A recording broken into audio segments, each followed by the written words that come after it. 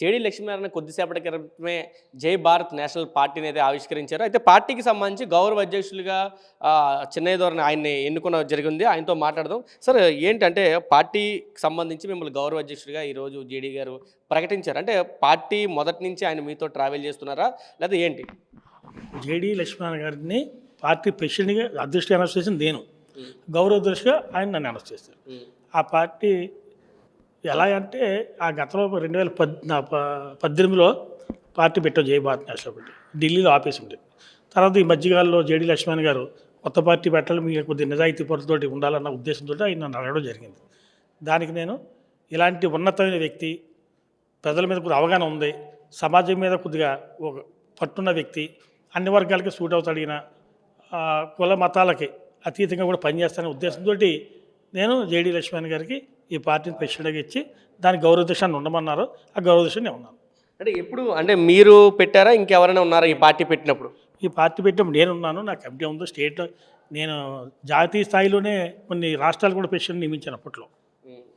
అప్పుడు ఇప్పుడు 2018 2019 ఎలక్షన్కి వెళ్దాం అనుకున్నాం. అనివార్య కారణాల చేత వెళ్ళాం.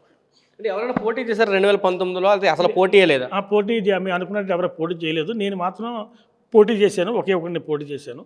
అది ఓటమి చెందాం. కానీ ఇంకా అదే మళ్ళీ ఎలక్షన్ వచ్చేటప్పుడు కరోనా రావడం అలా గ్యాప్ వచ్చి ఆగిపోయింది. అంటే లక్ష్మీనారాయణ గారు అంతకుముందు ఒక పార్టీలో ఉండేవారు, లేకపోతే ఒక స్వతంత్ర వ్యక్తిగా ఆయన బాగా ఫేమస్ అయ్యారు. మీరు ఆయన అప్రోచ్ అయ్యారా, ఆయన మిమ్మల్ని అప్రోచ్ అయ్యారా? ఆయనే. నేను రాజకీయంగా 1990 నుంచి 2000 సంవత్సరం వరకు మున్సిపల్ కౌన్సిల్ సంఘానికి స్టేట్ ప్రెసిడెంట్ చేశాను. మన ఉభయ రాష్ట్రాలు ఉన్నప్పుడు. అలా రాజకీయ పరిచయాలు నాకు చాలా ఉన్నాయి. అలా అయిపోయింది. నేను పార్టీ పెట్టాను. పార్టీ పెట్టిన జేడీ లక్ష్మణ్ గారు నాకు కొంతమంది మిత్రులతోటి, ఆయనకి నాకు గతంలో కూడా పరిచయాలు ఉన్నాయి. ఆ సందర్భంగా వచ్చి అడగడం, నేను అలాగే అని ఒప్పుకోవడం జరిగింది. అంటే అంటే జనరల్గా ఒక పార్టీని అప్పచెప్తున్నప్పుడు లేకపోతే ఇతర సందర్భాల్లో చాలా ట్రాన్సాక్షన్స్ జరగడం చాలా కామన్గా ఉంటుంది. అటువంటిది ఏం జరగాలి, లేకపోతే జనరల్గానే మీరు పార్టీ అడిగారు, ఆ లక్ష్యాలు నచ్చారు కాబట్టి ఇచ్చేసారు? నా గురించి తెలుసుకుంటే అర్థం. నేను ఒకళ్ళు పెట్టే రకంగా తీసుకునే రకం కాదు. నాకు భారత మాత సేవ టెస్ట్ కూడా ఉంది. గౌరవంగా అందరితో ఉంటాను. జేడీ లక్ష్మీనారాయణ గారి ద్వారా ఈరోజు ఈ పార్టీ నిమిత్తం మధ్యాహ్నం భోజనం చేశాను.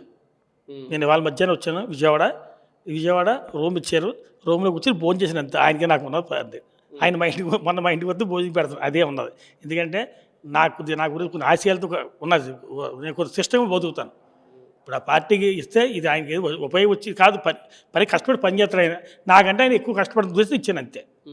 అంటే లక్ష్మీనారాయణ గారికి అంటే ఒక ఇమేజ్ చాలా ఉన్న పరిస్థితి, మీరు ఒక పార్టీని బట్టి నేషనల్ స్థాయిలో నిర్మించిన పరిస్థితి కనిపిస్తుంది. అంటే మీరు పార్టీ దాదాపు 5 ఏళ్ల కాలం 2018 నుంచి ఇప్పటికి దాదాపు 6 ఏళ్ల కాలం నడిచింది. ఎవరైనా సభ్యులు ఉన్నారా, లేకపోతే మీరు ఒక్కరే నిర్వహించారా? నేను చెప్పేది కదమ్మా, నేను నేషనల్ కమిటీ వేసా ఢిల్లీలో. పార్టీ ఆఫీస్ ఉంది మొన్నటి వరకు.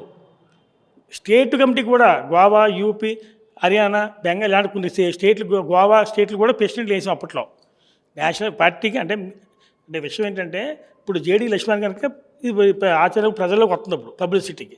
అప్పుడు నాకు అంత పబ్లిసిటీ లేదు కనుక ఇంకా అలా ఉంది. దాంట్లో రియల్ అంతే కదా. జేడీ లక్ష్మణ్ జేడీ గారు కనుక పబ్లిసిటీ ఉంది, మాకు రాదు. అంతేకాదు ఇవాళ ఆయన్ని చూసే కదా ఆయన మేము అధ్యక్ష పెట్టింది తీసుకున్నది.